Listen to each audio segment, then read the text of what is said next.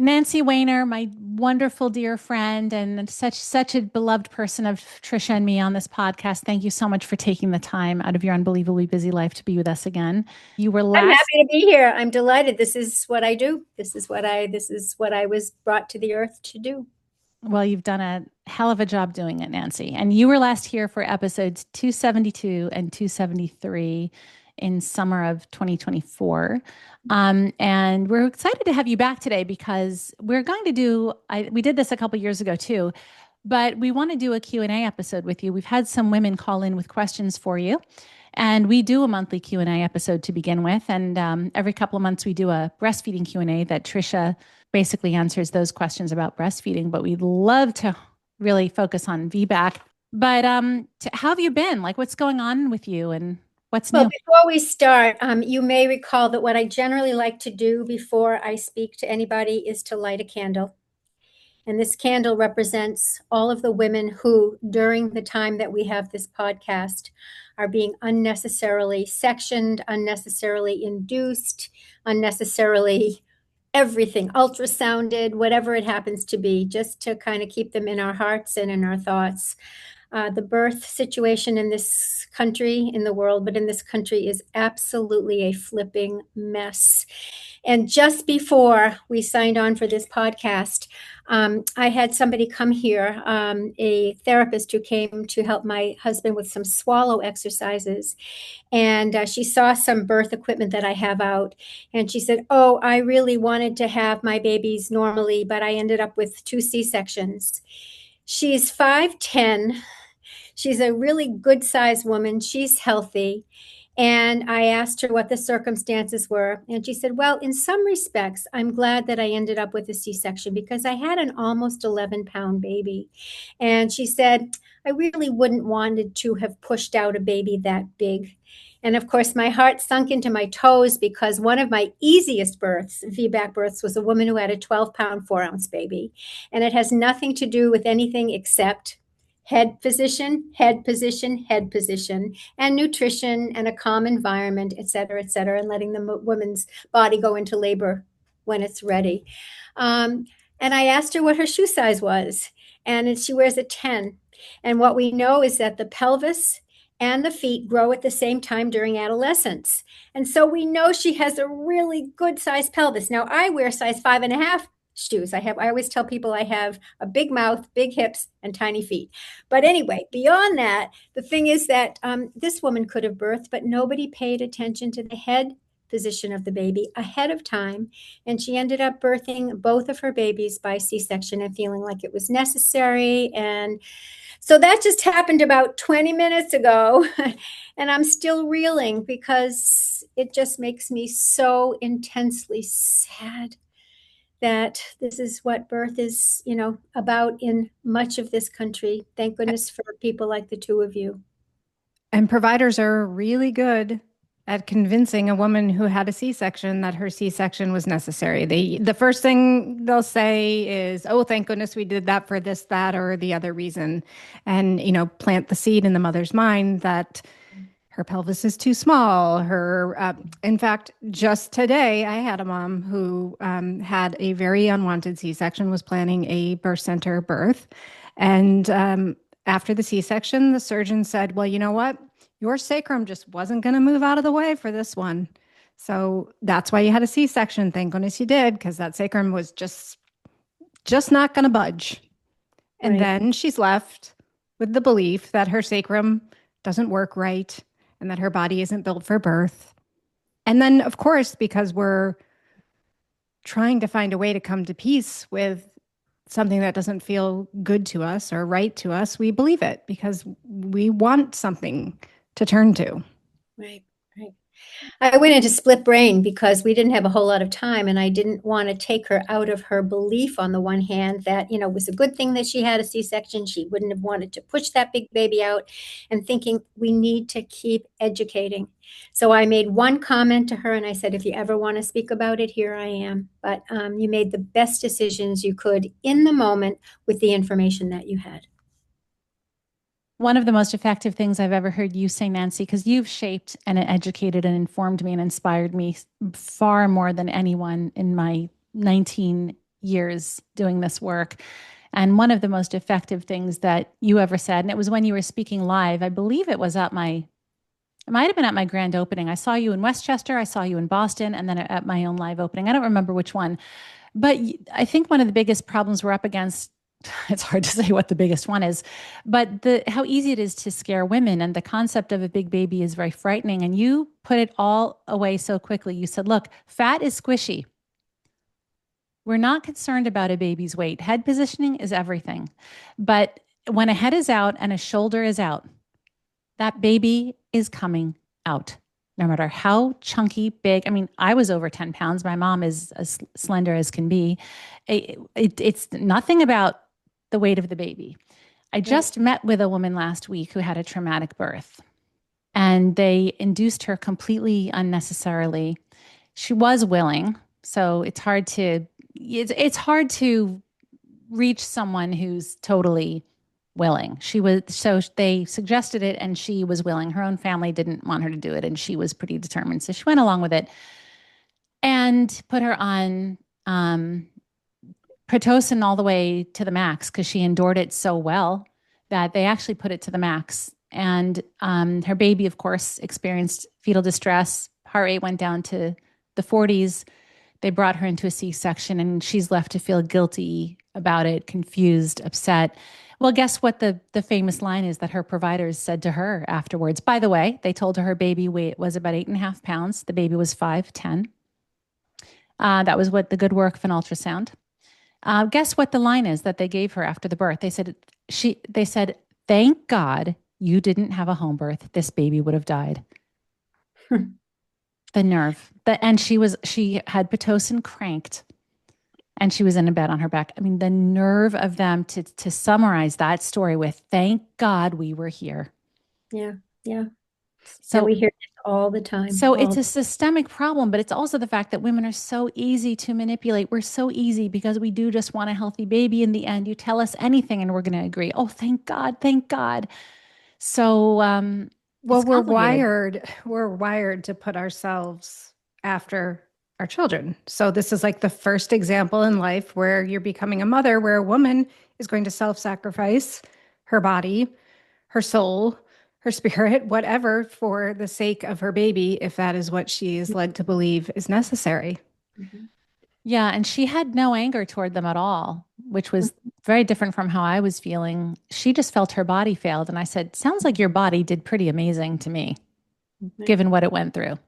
Right. So we had completely different perspectives on her birth experience, if you think about it. I always tell people, as you know, that if their great-grandmas and their great-great-grandmas and their great-great-great-great-great-great-grandmothers all had babies, then you come from really good stock. So there's no reason why you shouldn't have a baby. I have a friend who's about to become a grandmother for the first time, and her daughter-in-law is 32 weeks pregnant, and the baby happens to be Breech at the moment. And the obstetrician said to her, we're going to schedule you for a C-section. Now, maybe the baby will turn, but gave her no information or suggestions about what to do to help the baby to turn. The baby then did turn transverse. I think the baby's on its way, head down, and I have suggestions that I can certainly give, and so do you. And then the doctor said, well, they said, but you also have a fibroid. So we're going to keep that C-section date because there are a number of things going on here. And my friend is very frustrated, but it's her daughter-in-law. It's very hard for her to say too much. And when she did sort of broach the subject, her son said, Mama, hold off. This is my wife. We like our obstetrician. We feel like we're fully informed. And I said, she's a sitting duck. She's going to get a C-section for one reason or another, even if those reasons are completely invalid. And one other thing is going back to having a big baby. You can have a big baby.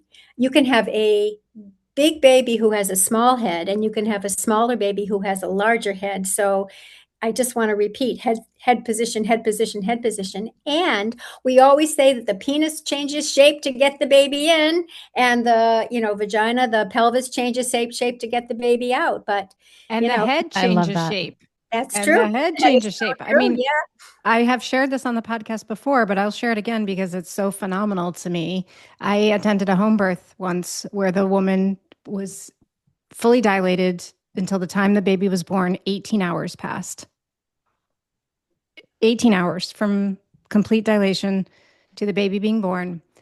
And this baby's head, the shape of the baby's head was unbelievably misshapen. I mean, it was the biggest cone head have ever seen. Within 2 days, the baby's head was perfect. But there is no way that baby was ever going to be born vaginally unless she was at home with a midwife who was cool, calm, and collected and trusted the process, and the baby was fine through the whole thing. The pelvis changes shape, the baby's head changes shape to fit whatever the circumstances are that it needs to fit through. Right, right. But yes, head position is very, very important. You know, we know that the baby's head fits best when it is in the optimal specific position. But you had said something right at the beginning about, you know, making sure that the baby's head is in the right position. Can you talk a little bit about how you help women understand that? Because we don't want women worried that they have to do something in particular to change their baby's head position before labor. Well, we would always check starting at about, well, first of all, we would give suggestions for diet because diet and nutrition make a difference. Secondly, we also talk about the woman's bathroom habits because those make a difference in terms of how if the woman is impacted, for example, the baby will be in a particular position. And if the woman is using the bathroom frequently and everything is fine, that will also help. Not certain shoes. She can't wear certain shoes. Sleeping on different sides of the bed, rotating sides of the bed. There's so many things that women can do that are really easy that help the baby to get into position. But at about 34, 35 weeks, when we are palpating the woman from the outside with her permission and talking to the baby as we do so, we check to see where the baby's back is. So if the baby's back is on the mother's left, we don't do anything at all because babies whose backs are on the mother's left-hand side have a tendency to put their head in the correct position. But if the baby's back is on the mother's right, then we get active in giving some suggestions and doing some things so that we can help the baby to rotate so that the baby will be in a good position going into labor. So things that we can do, such as a rebozo, having her lean over the bed, do certain things that are easy and relaxing that can help the baby. And so we do everything we can beforehand to get the baby into position. If when the woman goes into labor, the baby's head is not in position, and by the way, I don't do a lot of vaginal exams, but we were given, directional signals because there are fontanelles and there are all kinds of lines and indentations, etc. And so when you do an exam, it's not just the dilation, which is what they do in the hospital where you're 3 centimeters, you're only 5 centimeters. It has also to do with the head position because if you feel the fontanelles that you want to feel and you don't feel the fontanelles you don't want to feel, you know the baby's head is in the right position and all of the adjacent lines. And so if the woman is lined up, if the baby's head, is lined up, then we're all set. But if the baby's head is not lined up, we immediately become active in getting her into positions, climbing stairs, doing whatever. Because in the hospitals, what they do is they just wait and wait and wait. And as you've heard me say, the longer the woman labors with the baby's head in an unfavorable position, the more committed the baby's head becomes to that position, and the more likely there's going to be an issue later on. I just want to clarify what you meant about the fontanelles, that the front one is shaped like a diamond and the one in the back is shaped like a triangle.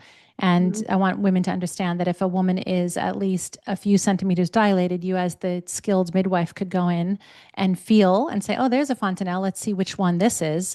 Okay, that's the front one. Now I know the position of the baby, and you can help to potentially adjust the head using the fontanelles. So I just wanted to explain that because it's very cool. I do have to ask you about the shoes because I know women out there are going to be wondering, what shoes can't I wear? Are we talking sandals, high heels? Shoes with really good support and not a lot of heel. Right. Not a lot of heel where the foot is, squished into and in a funky position, etc. Really good, nice support. Walking barefoot on the grass or on the sand is also wonderful. Heels wreak havoc on a woman's posture. They really do. But they look so good. Yeah. Well, sandals too, if the woman, without realizing it, is sort of holding her toes together to keep the sandal on, if it doesn't have a back, et cetera, that also wreaks havoc with her system. Yeah. Right. Because tight toes, tight pelvis, tight body, tight hips. All right, Nancy, is it okay with you if we jump into the listener questions? Some women called in on our voicemail, and then we have quickies at the end, which we always do. Okay, let's play the first one and see what you say to this. Hi, I saw a post on Instagram saying you were taking VBAC questions, and I had a question about going for a VBAC after having a delayed postpartum hemorrhage. I ended up with a C-section because they told me my baby was asynclitic. I was in active labor for like 45 hours, I think. Pushed for 4, got a C-section, and then a month later, 4 weeks to the day, I hemorrhaged because I had retained products. But the doctors couldn't really explain why I hemorrhaged with that small an amount, because they were saying, you know, some people retain much more than this and just pass it naturally. And I'm just curious, like, is a postpartum hemorrhage a signal you're more likely to hemorrhage? And does that make VBAC or attempting a VBAC a bad idea? Thank you so much for everything you do. I love your show so much. Thank you. Well, one of the first questions I have is, how come they left something inside of her? I have women who've had all kinds of instruments and bandages left inside, you know, but Yep. but that's number one is, you know, et cetera. So when a woman has a vaginal delivery, there's a lot of contractions afterwards, which help to expel much of what's left, if anything. But with a cesarean section, they're cutting everything out of your body. And I don't think the body works the same way that it does. I mean, her diet needs to be really excellent. She needs to make sure her iron count is really high. Nobody should be in labor, according to my mentor midwife, for 45 hours.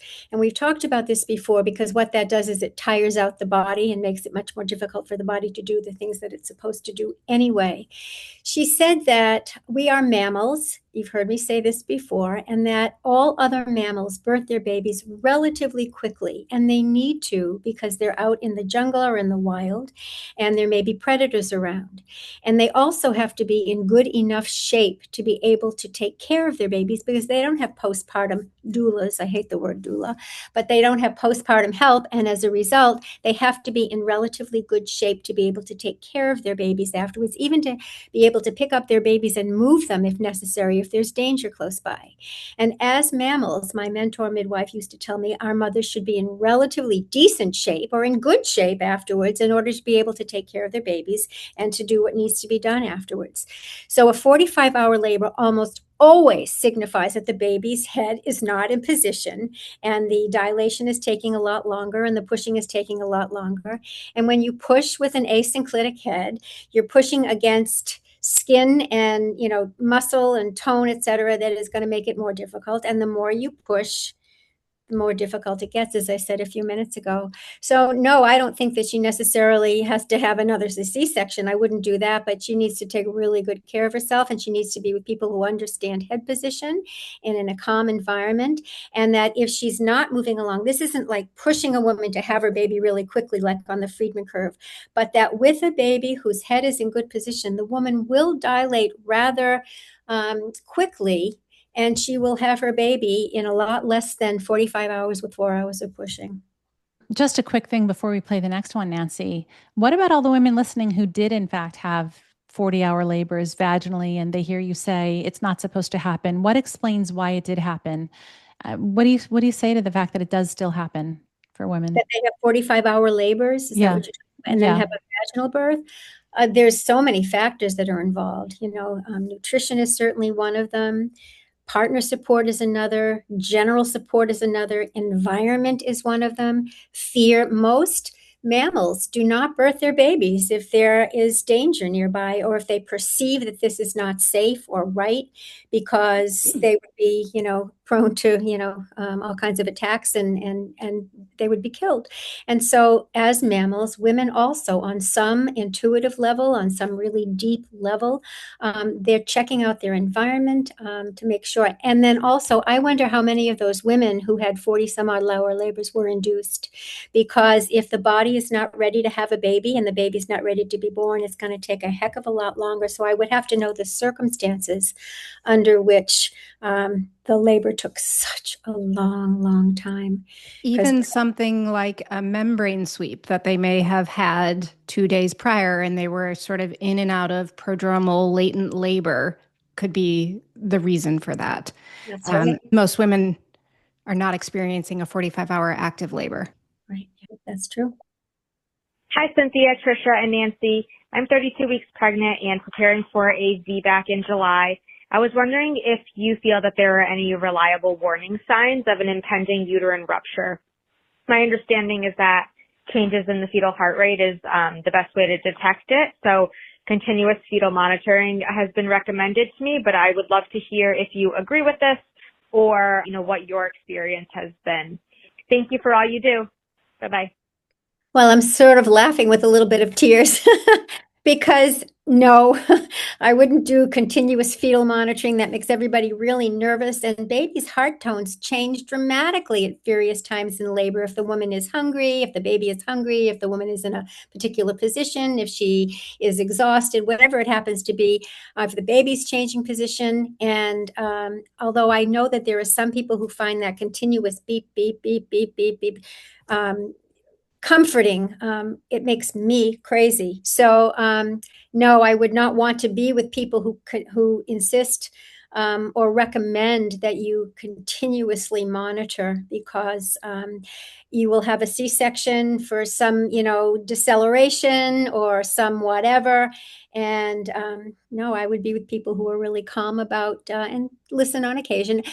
I must say that there have been a few births where I was really glad that we were listening.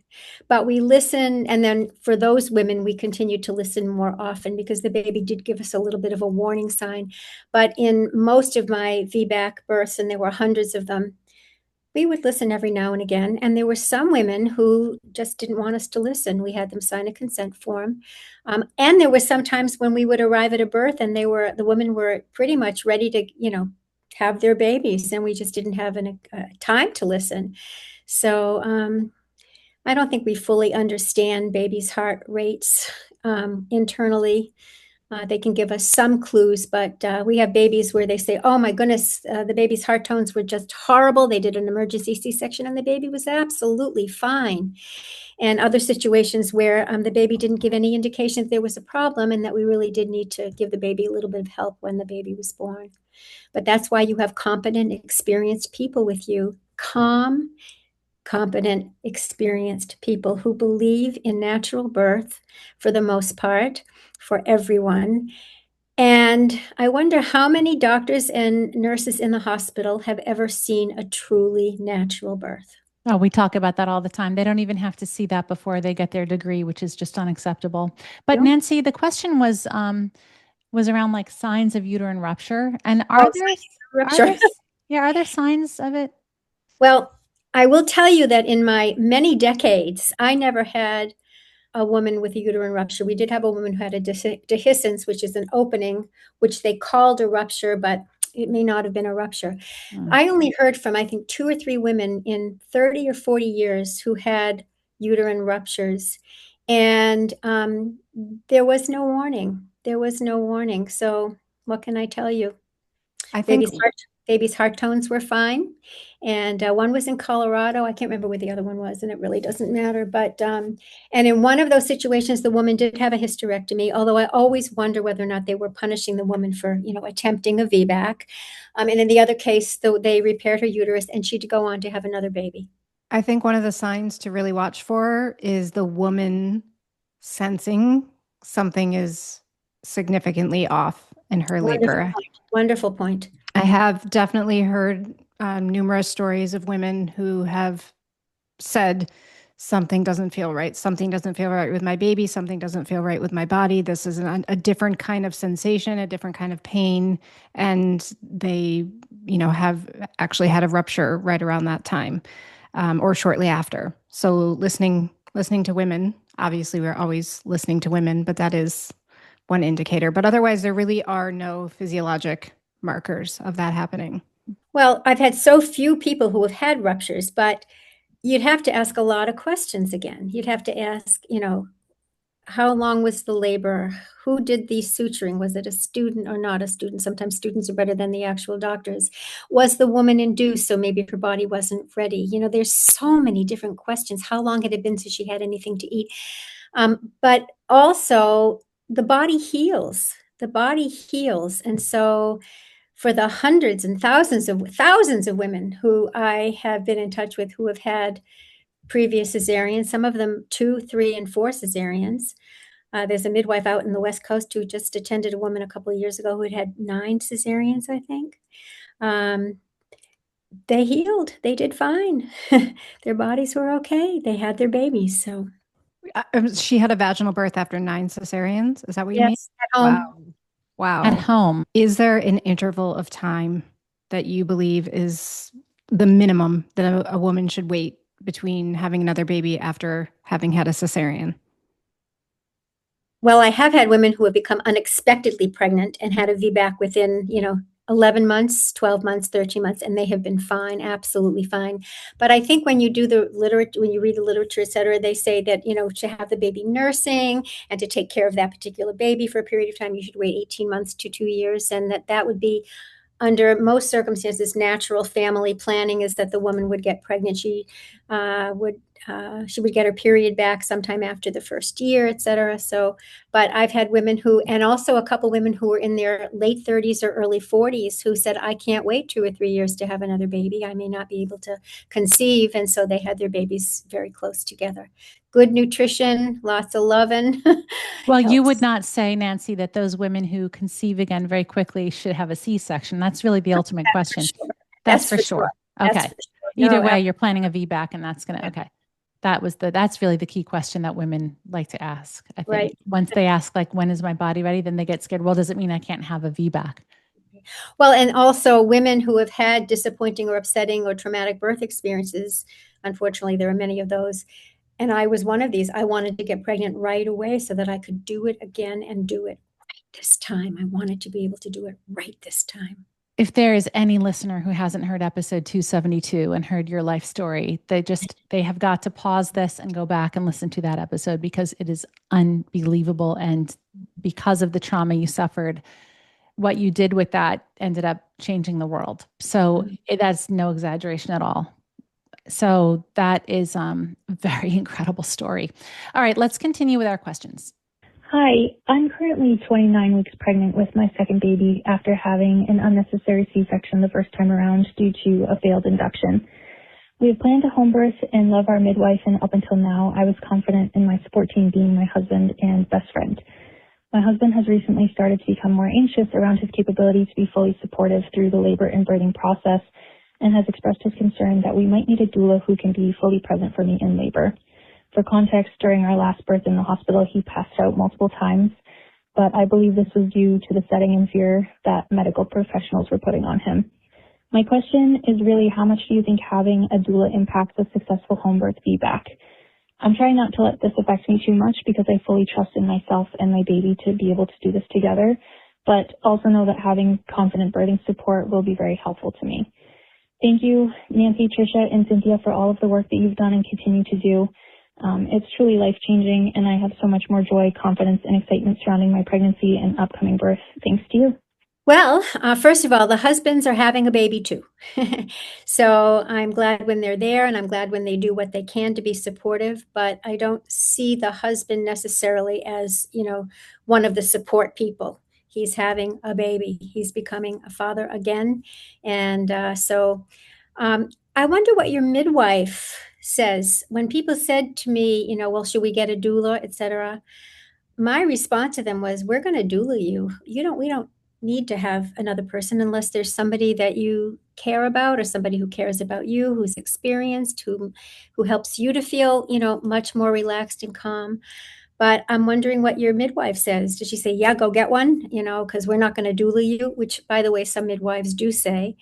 But you want somebody who's experienced, somebody who's had a baby naturally, hopefully. I'm sure there are some good doulas who have never had babies before, but to my way of thinking, all over the world in various tribes, the women who support the women are the women who are older, who have had babies, who really understand the process from the inside out. And how will it feel to have another, body in the room? And so I don't know if that's an adequate answer, but we always said, oh, if you want to have a doula, that's completely up to you, but we're going to doula you. We're going to love you up so much, you're just not even going to believe it. Yeah, it's an interesting thought, because when you're having a home birth with a home birth midwife, they really do function as the doula. When I was a home birth midwife, there were almost never doulas at the births, although I see it more now today because I think doulas have become so popular, but doulas became really important for hospital births. Now, doulas have always just been, as you said, the women supporting women in birth. Historically, they weren't called doulas. They didn't go through a special training. They were just women who understood birth and came to support the woman in birth. But now a doula is almost a requirement. I think for women, it feels like it's almost a requirement to ensure that they're going to have a physiologic birth. I think that's how the pressure many women feel to have a doula. Well, I want to paint a picture that goes into this conversation and may represent Nancy better than she can represent herself in this next moment. That years ago, I had a client. It was a VBAC after 2 C-sections client who had nowhere else to turn, as most women who've had 2 C-sections or more find they have nowhere else to turn. And, she took my class, wanted a natural vaginal birth more than ever, and had no one at all to support her. And long story short, she had a Westchester doula, a really outstanding doula, and Nancy agreed to travel all the way down, hours and hours, to be at that birth. And I will never forget when the doula, who was phenomenally experienced, really outstanding at her job, I'll never forget when that doula called me. She said, Cynthia, I never saw a midwife in my life like this. We heard Nancy was parking. We heard she was on her way up. We were getting the mother ready. The mother was starting to have doubts about whether she could do it. We were expecting Nancy to come in and lie her back and check her dilation. Nancy came in, peeled off her coat and dropped it on the floor on the way toward the mother, heard the mother expressing doubt. Nancy fell to her knees, took the mother's hands and said to the mother, now you look at me, Now this is this is what's going on, and your baby is doing this, and these are the women who've done this before you. And you looked at her and you loved her and you talked to her. And that doula said to me, she never put her hands inside of her. And Nancy, I just don't even know if you can understand and appreciate how rare you are, even as a home birth midwife. You're going to make me cry. You're going to really make me cry. I had to stop attending births 2 years ago because my husband needed a full-time caregiver, and that was me. And I don't miss getting up in the middle of the nights. And I do not miss going out in snowstorms. I will tell you that. But I miss the mothers and the babies. Anyway, just thought I'd throw that out. I really miss the mamas and the babies. Yeah. Woo. Hey, Trisha, Cynthia, and Nancy. My name is Amanda. I'm a doula in Middle Tennessee, and we are seeing this new trend in VBAC, and are talking about uterine windows, a place where the uterus is very thin, as well as measuring the C-section scar to see if the mother is a good candidate for VBAC. I would love to know if there's any validity behind this, or if it's just another moving the goalpost down the line. Thank you so much. Bye. It's total bullcrap. Total bullcrap. Total bullcrap. Did I make myself clear? Say it again. One more time. You can have, for example, a certain fabric, like silk, that's very thin to the touch, but it's very strong. And you can have styrofoam that's really thick, but you can just break it apart really easy. The amount of thin or thickness doesn't necessarily give you any indication as to the strength of the uterus. And if the uterus has held up to 39, 40, I should say 40 weeks, because 39 is still not, time for birth. And if it's held up to that point, most likely it's shown its integrity, because if there was anything wrong, there might have been an issue before him, such like what Trisha said, that the mother says something doesn't feel right, or, whatever it happens to be. But also the openings are what's called a dehiscence, which I think I mentioned a little bit ago. And they're openings, but they don't necessarily cause a problem. In fact, they may even give a little bit more stretch. So I would not, and ultrasounds, we haven't even talked about those yet. The more I read about them, I think there's a new book that just came out about the dangers of ultrasound. Thank goodness somebody is finally writing the book. We've been talking about how dangerous and ineffective, not ineffective, but what's the word I want? I can't Inaccurate? Inaccurate is a good word. They are, the size of the baby, the weight of the baby, the position of the baby, because babies change position when the mother is being sonicated, when she's being exposed anyway. And the baby can turn 30 seconds later, but they based their, decision on that particular moment in time. I once saw this is sort of off the cuff, but I once saw a frontline documentary on blood banks. And they took the same blood from the same human being, the same hour, and sent it to 3 different laboratories. And what happened? They got 3 different results, but each of the doctors was basing their decision on that particular result that particular laboratory got at that particular moment. So we have to be very, very careful, very cautious, and yeah. Well, that's it for the voicemails, Nancy, but we always end our Q&As with a round of quickies, as we call them. And this is a pretty hard one, actually. Biggest piece of advice for a woman looking to have a VBAC? Stay at home with a good, qualified, loving, midwife, and eat well. The next 2 are similar. How to trust my body again after C-section, and what's the best way to rebuild my confidence while preparing for a VBAC? Talk to other mothers who have had VBACs. What do you want to say to the woman who's scared to have a VBAC?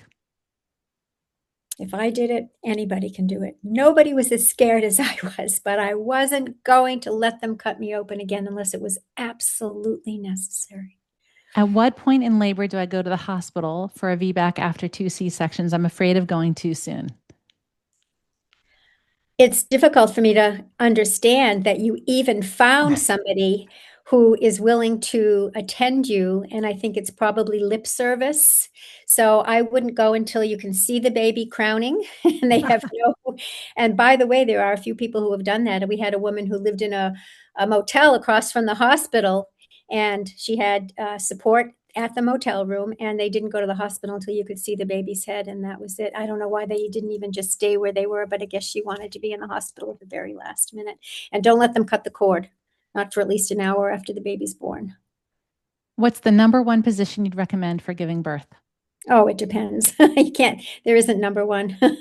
There are some women who squat. The position you choose, the position your body chooses. That's exactly right. Thank you, Trisha. That's it. Yeah. Okay, this woman, Lindsay, says, my baby was born sunny side up, that's posterior, for the first birth, resulting in a failure to progress C-section. How likely is that to happen again? I guess I wonder if she means the sunny side up or the C-section, which was a result of the provider, not the baby's position.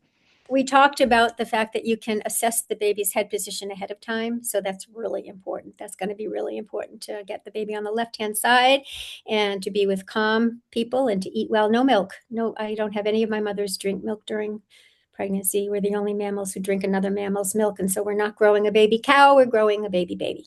And the reason you say that is that you've studied journals and births for many years, and you've noticed that those women who've had an inordinate amount of dairy have, in fact, apparently made babies with far denser and less yielding bones for the birth. That's exactly right. That's exactly right. She just wrote a phrase because she only had a little box to write this in. First birth was due to arrest of descent, another term for failure to progress. They have a whole list of these terms. These women doubt themselves. Do you see this? They're saying, what are my odds for having the next baby? They have to understand this was such a function of where they gave birth and with whom they gave birth. They really think it's their bodies. Right. Absolutely, they do. And I did too. Where did the idea come from that one cesarean birth means you have to always have them? Yeah, the reason for that is that years ago they used different techniques for cutting, and they used different techniques for suturing and different types of I call it yarn, but and many of the uteri did rupture at 35 or 36 weeks, and so they started taking women earlier and earlier and earlier, and then it was once a C-section, always a cesarean. But that is absolutely not necessary for the last decades. Absolutely not. What can I do right after my C-section to best prepare for a VBAC? Eat well, choose wisely, stay at home, all of the things that we've been talking about. I think the top thing I would say is hire the right provider the second time around, and certainly not the one who gave you a C-section for whatever reason, even if your body feels the familiarity unconsciously. Continue to hire people from the hospital. Those people went to the same medical schools. They studied the same things. They have to work together. And so they bond together. And even though she thinks she's getting a different personality or somebody with a different kind of way of looking at things, usually doesn't end up really well. And so you almost always have to choose to have a VBAC at home if you want to ensure a successful VBAC. Not to say that women don't have VBACs in the hospital. It happens, but you're statistically much less likely to have your VBAC if it's in the hospital. That's absolutely true. That's definitely true, I saw that in my own work as well with my own clientele. Why would a provider refuse to induce a VBAC mom at 42 weeks and instead goes right to C-section? I know that part surprised me too. My goodness. I was about to say, well, it's an informed provider who doesn't want to risk your VBAC and doesn't want to cause uterine rupture. No, wants to go straight to C-section. Okay, no big mystery there for me. Well, again, if the uterus is held up to 42 weeks, it's most likely proved its integrity. I wonder if it was the weekend and the doctor wanted to get onto the golf course or swim or whatever it happens to be. And it makes no sense that at the stroke of midnight, you were okay the day before.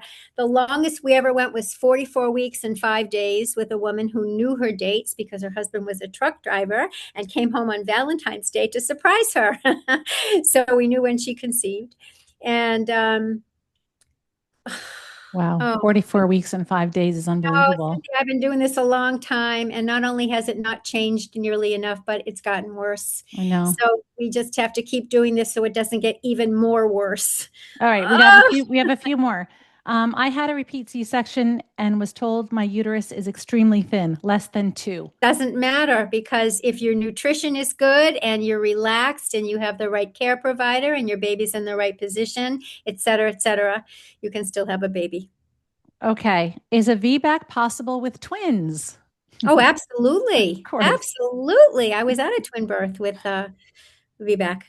One of my clients had a C-section due to a breech baby, and she was the first of anyone I worked with who refused to schedule the C-section. She insisted on going into labor on her own, and then did agree and consent to a C-section for her breech baby.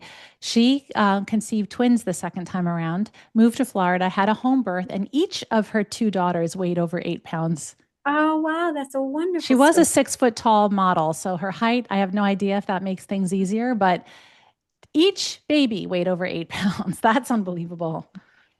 All right. Is pelvic rest at all effective for a low-lying placenta and hoping it'll move? No, I don't think you should rest. Right. It didn't sound That's not going to help it. No, that's not going to help it move. Yeah. And I want to know how many weeks pregnant the woman was, because all placentae are low lying at the beginning of pregnancy because there's so little, surface space on the uterus at that time. Okay, I have 2 more. 1, should I change providers if they're not willing to deliver a breech baby? Oh, yes. I want to know when the woman was told that her baby was breech, because there are many things that can be done to turn a breech baby. True.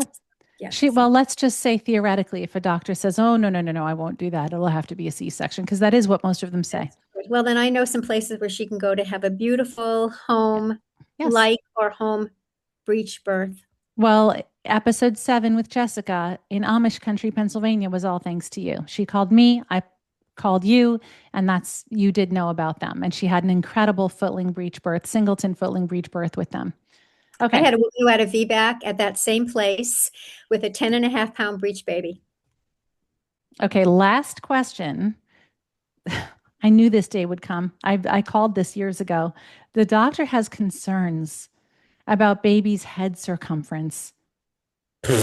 I know. Years ago, I said to my clients, mark my words, they're going to be talking about head circumference in a few years. And sure enough, what are you holding up there, Nancy? That is my penis gauge.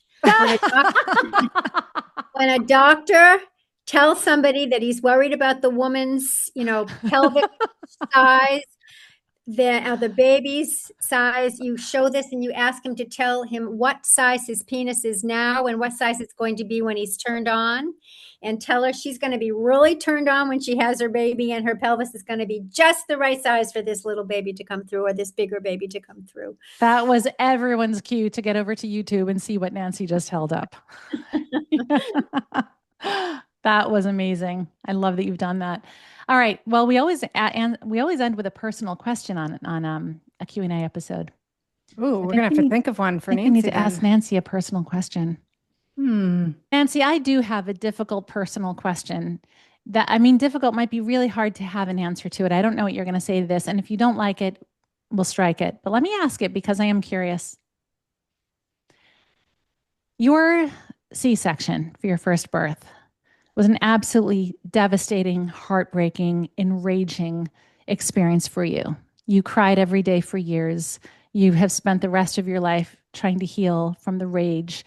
But you also took that and made an incredible life where you have personally touched thousands and thousands of families. This says nothing of the generations that will follow, because we all influence our own children and how they will birth. So for generations and generations to come, you've changed the world. You are a very award-winning, renowned, revered author, and your books have changed God knows how many readers' lives. I do want to ask you this question. It's very hard to answer, so forgive me. But you were a speech pathologist when you had your first baby. If you could have changed the course of your life, would you have had a dream first birth and remained a speech pathologist and not lived this life? Was it worth it? That is some question. I know, I knew it would be tough. I was at a library a couple of years ago, and there was a woman sitting with her arm just kind of like this, and I saw that she had some words written on her arm, tattooed, and I went over to her and I said, "Do you mind if I see what you have tattooed on your arm?" And what it said was, "The two most important days of your life are the day you were born and the day you found out why." And I found out why when they cut me open. So I wouldn't go back. As difficult and horrific and depressing and as upsetting and enraging as it was, I wouldn't go back.